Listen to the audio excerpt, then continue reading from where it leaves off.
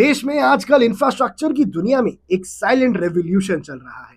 आप एक्सप्रेसवेज पे ट्रैवल करो, एयरपोर्ट्स पे उतरो या फिर रेलवे स्टेशंस का नया अवतार, नया लुक देखो, हर जगह एक नया इंडिया बन रहा है और ये सब एक मास्टर प्लान के तहत हो रहा है।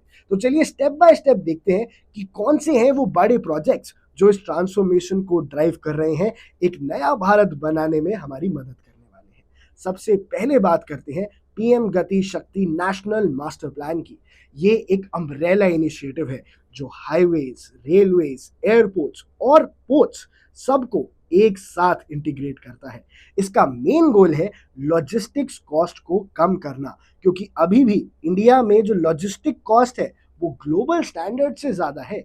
अगर डिलीवरी और फ्राइट सस्ता और फास्ट हो जाता है तो मैन्युफैक्चरिंग और एक्सपोर्ट्स दोनों बूस्ट होंगे और हमारे मैन्युफैक्चरर्स और एक्सपोर्टर्स दोनों बहुत खुश होंगे। इसके बाद आता है भारतमाला परियोजना। ये सिर्फ एक रोड कंस्ट्रक्शन योजना नहीं है, बल्कि इकोनॉमिक कॉरिडोर्स बना रहे हैं।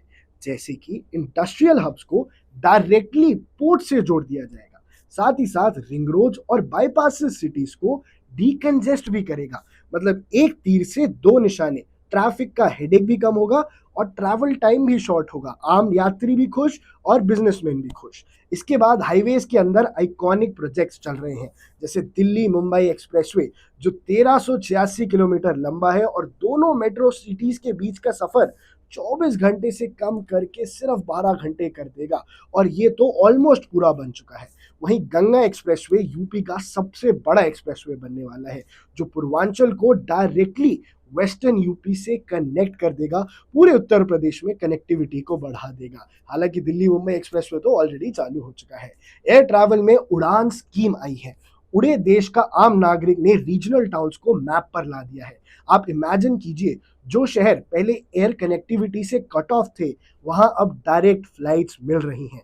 इसके अलावा नए एयरपोर्ट्स देश में हर जगह बन रहे हैं और पुराने एयरपोर्ट्स को मॉडर्नाइज किया जा रहा है। इससे ट्रैवल की एक्सपीरियंस को स्मूदर बनाया जाएगा और देश की कनेक्टिविटी को फैलाया जाएगा। अब जरा नजर डालते हैं रेलवेज की तरफ। रेलवेज की तरफ देखें तो मॉडर्नाइजेशन चल रही है। मुंबई अहमदाबाद बुलेट ट्रेन का कॉरिडोर इंडिया का पहला हाई स्पीड रेल प्रोजेक्ट है, जिसमें ट्रेन 320 किलोमीटर प्रति घंटा की स्पीड से चलेंगी। और जम्मू कश्मीर में बन रहा है चिनाब ब्रिज, जो दुनिया का सबसे ऊंचा रेल ब्रिज है। इंजीनियरिंग का एक वंडर। साथ ही साथ वंदे भारत ट्रेन ने ऑलरेडी पैसेंजर एक्सपीरियंस को बदल दिया है। It is fast, modern and very comfortable. अब बात करते हैं मैरीटाइम सेक्टर में।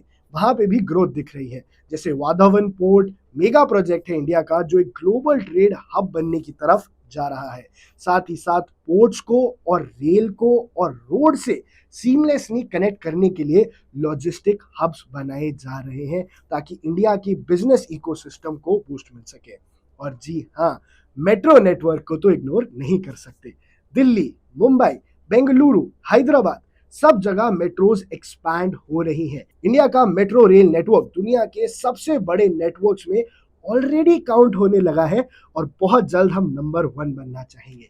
अब सवाल यह है कि इन सब प्रोजेक्ट्स का इम्पैक्ट क्या होगा। तो आइए आपको वो मैं डायरेक्टली समझाता हूँ कि क्या होगा इसका इम्पैक्ट। सबसे पहला इम्पैक्ट होगा इकोनॉमिक ग्रोथ, क्योंकि नए इन्वेस्टमेंट्स अट्रैक्ट होंगी, जॉब्स क्रिएट होंगे और जीडीपी को एक स्ट्रॉन्ग पुश मिलेगा। इसके अलावा बड़ा इम्पैक्ट जो होगा वो है लॉजिस्टिक्स और ट्रेड अब एफिशिएंट बनेंगी, जो इंडिया को एक मैन्युफैक्चरिंग और एक्सपोर्ट पावर हाउस बनाएगा। इवन दो अभी टैरिफ्स की मार चल रही है, लेकिन ये इंफ्रास्ट्रक्चर इंडिया को और बूस्ट करेगा। तीसरा है अर्बनाइजेशन और लिविंग स्टैंडर्ड्स इंप्रूव होंगे। छोटे टाउन्स और टियर 2 सिटीज भी बड़े शहरों की तरह डेवलप होंगे। जब छोटे शहरों में मेट्रोज पहुंचेंगी, बिजनेस पहुंचेगा, तो वहां पे भी ग्रोथ देखने को मिलेगी। और चौथा है सस्टेनेबिलिटी। प्रोजेक्ट्स में रिन्यूएबल एनर्जी और ग्रीन प्रैक्टिसेस को इंटीग्रेट किया जा रहा है, ताकि ग्रोथ और इन्वायरमेंट दोनों बैलेंस में रहे और इंडिया वो सारी गलती ना करे जो डेवलप्ड कंट्रीज ने अपने आप को डेवलप करते हुए की थी।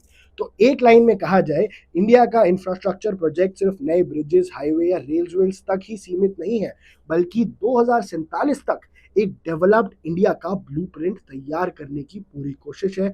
और 2047 तक जब हम शताब्दी मनाएंगे, शतक मनाएंगे हमारी आज़ादी की, तो भारत बिल्कुल कुछ और ही दिखेगा।